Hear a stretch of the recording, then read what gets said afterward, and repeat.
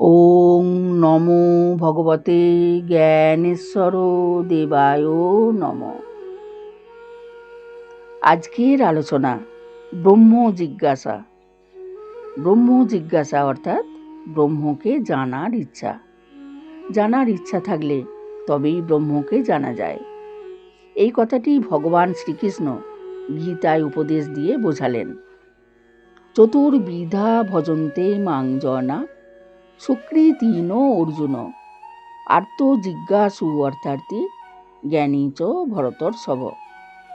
অর্থাৎ, হে অর্জুন, 4 প্রকারের ধার্মিক মানুষ আমাকে ভজনা করে। আর্ত, যারা দুঃখে কাতর। জিজ্ঞাসু, অর্থাৎ যারা ভগবানের স্বরূপকে জানতে চায়। অর্থার্থী, মানে যারা জাগতিক বস্তু পেতে ইচ্ছা করে। এবং যিনি প্রকৃত জ্ঞানী। এই 4 ধরনের মানুষ ভগবানকে ভজনা করেন। তবে জিজ্ঞাসু এবং জ্ঞানী ব্যক্তি ভগবানকে লাভ করতে সমর্থ হন। শ্রীগুরু জ্ঞানেশ্বরদেব বললেন, জানবে এই পৃথিবী হলো সাধনপীঠ।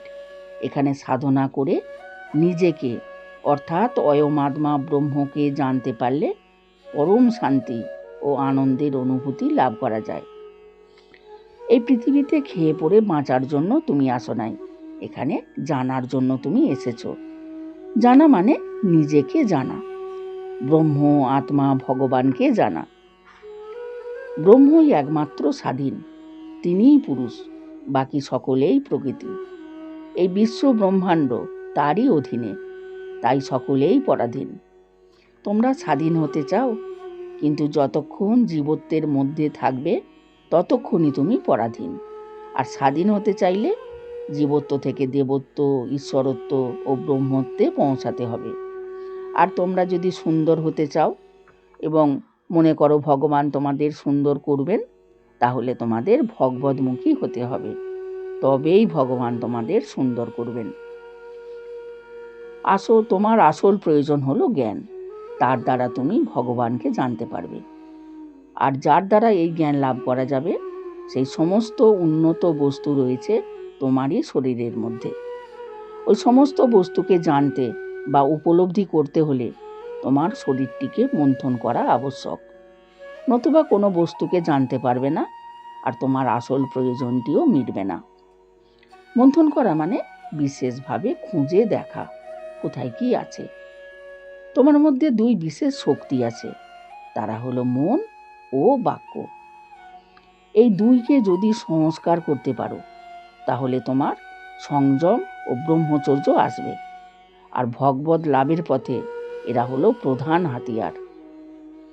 এই ব্রহ্মচর্য শক্তির ফলে তোমরা আনন্দ ও শান্তিকে জানতে পারবে, এবং সংযম না আসলে কোনোটাই জানতে বা বুঝতে পারবে না।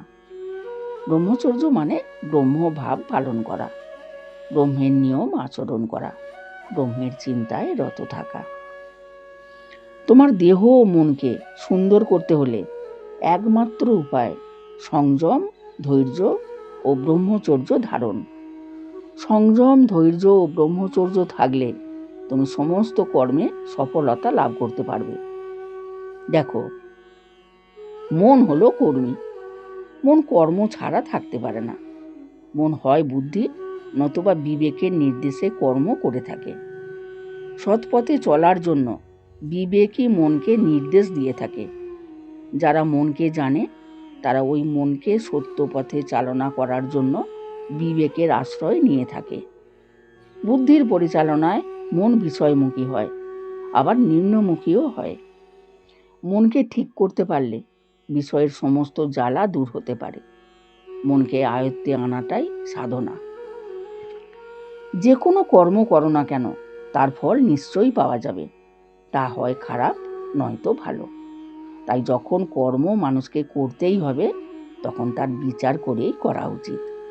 আর তা করতে পারলেই ভালো ফল আশা করা যাবে। বিচারের দ্বারা মনকে যদি সংস্কার না করা হয়, তাহলে পুনঃ পুনঃ তোমাদের দুর্ভোগ লাভ করতে হবে। যে বস্তু তুমি মন প্রাণ দিয়ে গ্রহণ করো, সে তো বিচার করে গ্রহণ করো। তাহলে তোমাদের বোধ বিচার আছে, এটাকে সংস্কার করে নিলেই তোমাদের উন্নত অবস্থা লাভ হবে। সেই বিচার হলো ব্রহ্ম বিচার। ব্রহ্মের মাধুর্যপূর্ণ রূপের মধ্যে যে সমস্ত বিশুদ্ধ গুণ রয়েছে সেই সকল জেনে ব্রহ্মে অবস্থান করাই হলো ব্রহ্ম বিচরণ। দেখো, আধ্যাত্মিকতাই শ্রেষ্ঠ কেন্দ্র, যার যার দ্বারা মানুষ সুন্দর হতে পারে।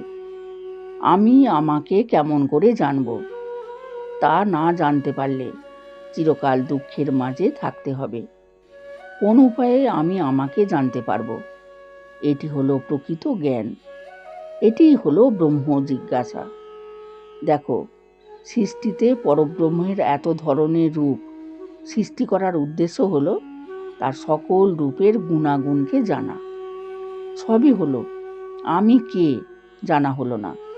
আমি কে জানতে গিয়ে বিচারে আমার বলতে যা কিছু সেগুলোকে ছাড়তে আরম্ভ করলে, এই প্রকারে আমার ভাবটিকে ত্যাগ করলে, তবুও আমি কে মন কিছু বুঝে উঠতে পারছে না।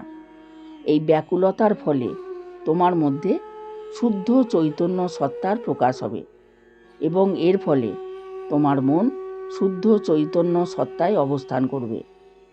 তার ফলে সত্যিকারের অভাব কি তা ধরতে পারবে। এই অভাবের ফলে বিবেকের প্রকাশ হয়ে থাকে, তখন বুদ্ধির অহংকারের প্রকাশ বন্ধ হয়ে যায়। এই সময় মনে আত্মবিশ্বাস জন্মায়। ওই আত্মবিশ্বাসের ফলে মন শুদ্ধ বুদ্ধভাবে সচ্চিদানন্দ রূপে মগ্ন থাকে। এ হলো মনের বিশুদ্ধ ভাবের প্রকাশ। সাধনার মধ্য দিয়েই এই অবস্থা আসে। সাধনা নিজেকেই করতে হয়, নিজেকে জানার জন্যই সাধনা। যারা নিজেকে না জেনে অপরকে জানার জন্য ব্যাকুল হয় বা সাধনা করে, পরিণামে তাদের দুঃখ পেতে হয়।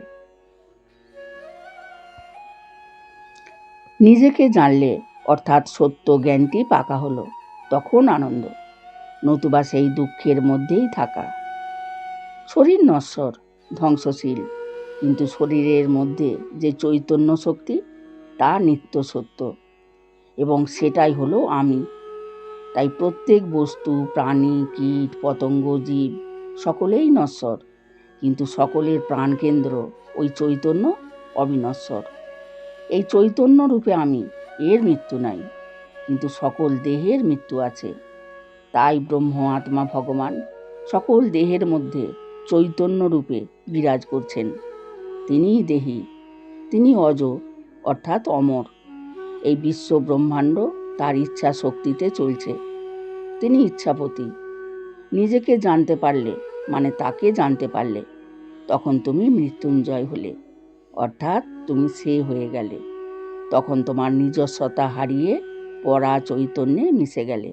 যেমন করে খাল, বিল, পুকুর, নদীর জল মহাসাগরে পড়ে, তাদের নাম রূপ হারিয়ে সাগরে পরিণত হয়, ওই প্রকারে তুমিও সো অহম হয়ে গেলে।